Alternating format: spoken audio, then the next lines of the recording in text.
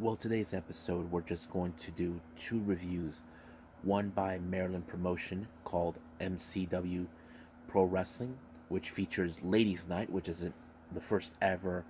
All the ladies would be taking the stage, and of course, the final go home show before the day of Bound for Glory on the 7th, which I'm excited to see what's going to transpire. And of course, we cannot forget we got a couple of news updates. But first things first, we want to dedicate this episode to Sarah Lee. If you guys know who she is the former Tough Enough winner and former WWE star. Was announced that she passed away at the age of 30. She was married to Weston Blake, or as we know him as Wes Blake. Um, Wes Blake from the Forgotten Sons, who was a former WWE superstar, now goes in the independents, and of course to their three kids. So our thoughts and prayers goes out to everyone, to their family. This was rather unexpected. I mean, she was young, the age of 30. I mean, I would not anticipate something like that. But I know many wrestlers who knew her will talk great stories about her. So this episode will be dedicated to her, and like I said, our thoughts and prayers are to her family and friends. So Sarah Lee, rest in peace.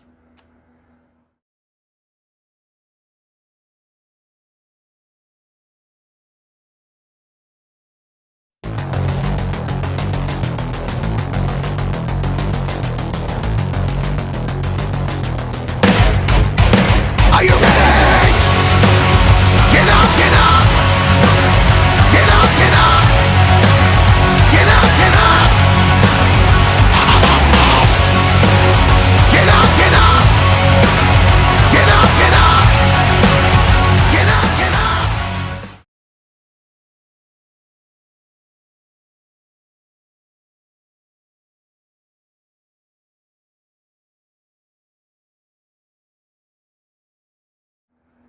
Welcome everybody to Deleted Wrestle Zone, all things that is pro wrestling with AEW, NXT, New Japan Pro Wrestling, Impact Wrestling, the National Wrestling Alliance, various promotions, wrestlers, matches, and championships. I am your host, J-Rod here. So, let's begin with Maryland-based promotion, MCW Pro Wrestling. Now, if you guys want to know what MCW stands for, it stands for Maryland Championship Wrestling. Now, they had this name for a while until they switched it to MCW Pro Wrestling. Reason is there is another promotion using that same acronym, that is Melbourne City Wrestling out of Australia. So maybe that was the reason. I don't know. But they had their first ever official ladies' night, which is the entire wrestling event is all about the ladies taking the stage. This took place on the 16th of September, but it was later broadcast on the 24th. Even though I'm a month late on this one, I felt, you know what? I got to see how curious this one is with just the ladies taking the stage. Now, our opening match, we had a three-way. We have Katie Arquette versus Zoe Starks versus Kylan King. Now, this was a very good opener. I'm not gonna lie about it. I mean, Zoe Sky is an amazing wrestler to watch, but Kylan King, we know her better because we've seen her many times on various places. I mean, NWA, AEW Dark, um, other locations. But oh yeah, and Mission Pro, I can forget about that. But yeah, and I think it was great. But one thing that was surprising, she pulled off a double pinfall on both Sky and Arquette, giving her the win. I'm like, wow, amazing. Next up, we got tag team action. We have Zeta Steel with um, Portia versus Amber Rodriguez and Athena Steel. Now, I don't know much about these ladies. I have seen Amber Rodriguez before, but it was a pretty good match. But even though I wasn't too hyped, but it was Amber Rodriguez that pulled off the unprettier onto Zeta Steels to pick up the win. Next up, we have Danny Moe versus Trish Adora.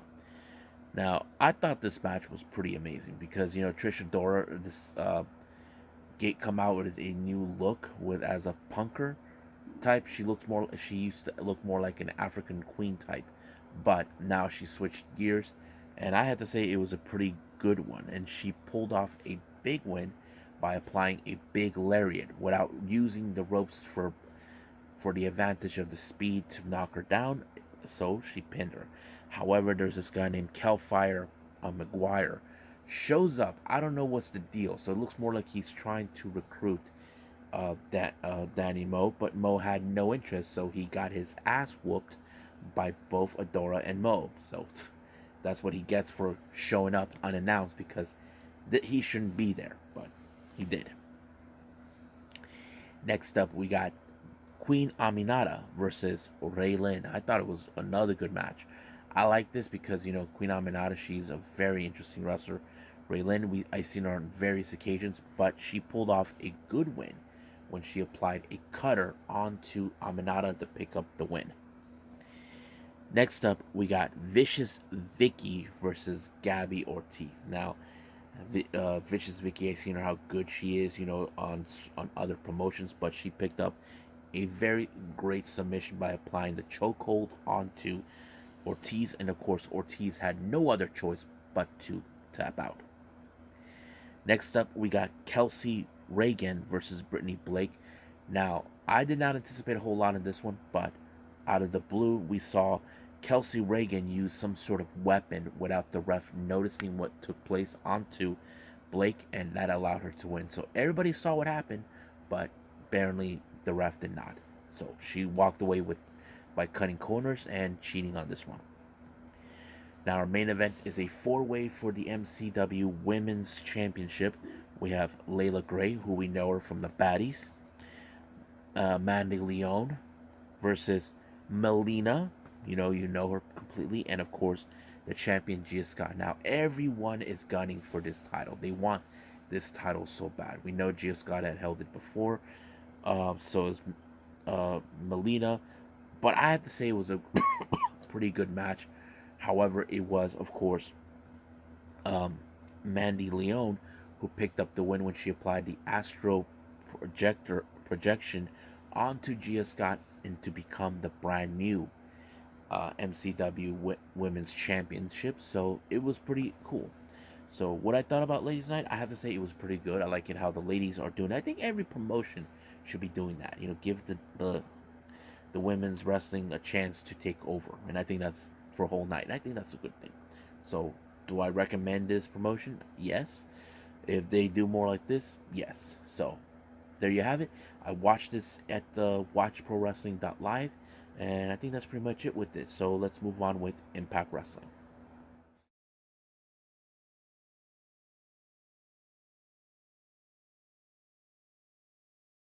Okay, Impact Wrestling. This is the final go home show before the day of Bound for Glory.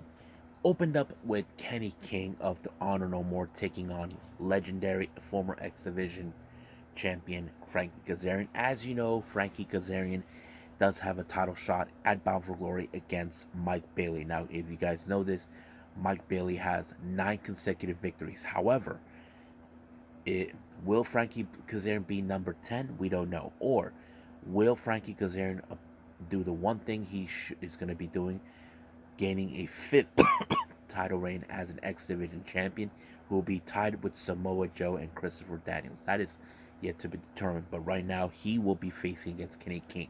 Now, Kenny King was able to avoid the chicken wing as possible. The only reason Frankie Kazarian is trying to do this quickly as possible is because he does not want to waste too much energy for his following match the following day at Bound for Glory. But he was able to apply the chicken wing and force Kenny King to tap out. Now, Mickie James comes out, joins the commentary group to watch the match between Giselle Shaw and Mia Yim. Now, keep in mind, at Victory Road, Giselle Shaw challenged Mickie James and lost, but now she's going to be challenging Mia Yim in her match. I thought this match was pretty good because it showed, okay, what Mia Yim is capable of. Now, Giselle Shaw thinks, that she doesn't have what it takes to take down Mickie James, even though in a way we believe that Mia's scared that she could be that one person that tires her. But however, Mickie James is like, just go for it, don't worry. But I have to say she did a pretty good job when she pinned Giselle Shaw to the victory, and I think Mickie James sees, okay, now you're ready. Now, as you know, Killer Kelly has been causing a lot of problems for Tasha Steelz. So she sent out a message, but all of a sudden she was ambushed by both Steelz and Evans as a direct message. Apparently, Steelz does not want her around, tried to make things a little complicated for her. But she will see her about Gloria call your shot. So we'll see what happens then. Brian Myers, as you know, he's trying to find an open shot. So runs into Raj Singh and Shera, and then of course that crazy guy who we saw a week ago. Then of course Delirious and this woman for no apparent reason who had no interest in Brian Myers, he's being an ass, thinking that no one can beat him from the title. But sooner or later, someone will dethrone him. Now, there was one spot available that mentioned at the Call Your Shot Gauntlet match. So the guys from Border City Wrestling in Canada were trying to see who will take that spot, but however, it's already been filled by Joe Hendry, who will be making his debut at Bound for Glory. Now, our next match, we have, of course, the Swingerellas as a reunion for Johnny Swinger, take on Jessica and Tail Valkyrie. I thought the match was really fun. It felt like a squash match. However, in the interview, Perazo and Green, they don't seem like they're worried about what's going to happen at Bound for Glory because they believe they will retain the titles. And I think that shows that they're confident enough. But who knows how things will go. Now, our next I missed this one match. I forgot about this. We have Sami Callihan as the ref, where he is refereeing Moose and Steve Maclin. Now, I thought this match was very fun because, Sammy just did what he wanted. Basically, he just did what he wants. He goes, 2, 2. And of course, he just didn't count him out. He just let them try to beat the crap out of each other. Ref discretion, as we call it. But one thing that was so funny is that he power drived Maclin to pin Moose. I don't know what was that, but it was great. I enjoyed it. Now, our final match we have, of course, is a preview before Bound for Glory involving the Impact Wrestling World Tag Team titles. We have Matt Taven along with Mike Bennett and Maria taking on Alex Shelley and Chris Sabin. Now, keep in mind, they're trying to wind down Shelley in order not for them to challenge for the tag titles. However, of course, Mike Bennett tried to get himself involved, but he got himself beaten up in every corner that he gets. But it was the shell shock that kind of sealed the deal for Shelley to win the match, sending a direct message.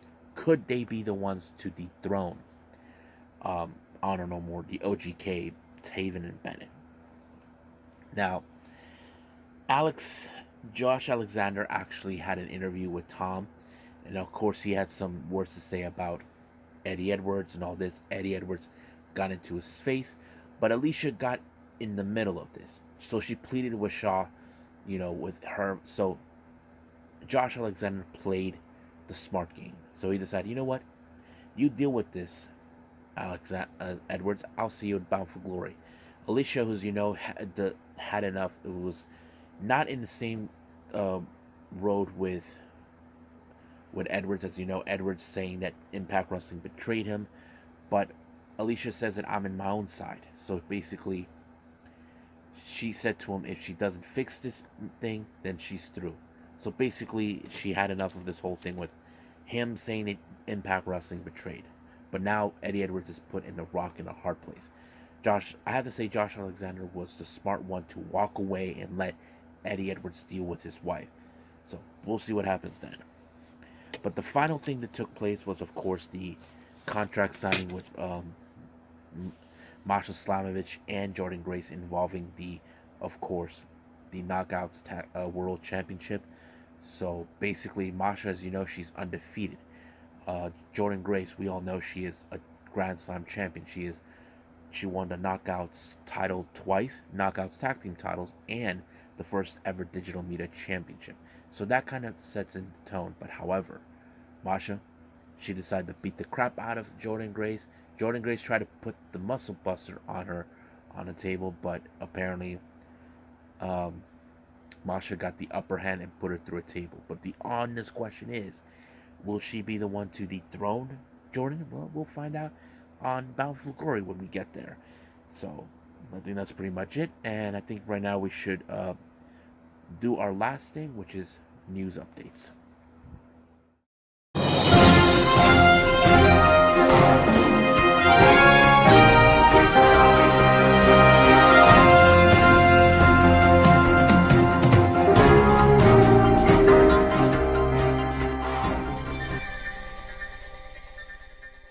Okay, so here are the news updates. Now, this one is an interesting one. It was reported that Bobby Fish will be making his pro boxing debut. Yes, folks, you heard me right. Now, I don't know what's the significance, but I have to say is I'm kind of curious how this is going to be, but I just don't know what made him decide to do this. We know he was going to make an appearance in Impact Wrestling, but we don't know much. But uh, he will be debuting later on November 13th at the Coca-Cola Arena in Dubai, United Arab Emirates. Um, what is it? Let's see. But here's the interesting part. This card particularly has Floyd Mayweather in this particular event. He's part of the undercard. His opponent is this guy named Boteg uh, Prempen. I think that's I can't pronounce it right, you know.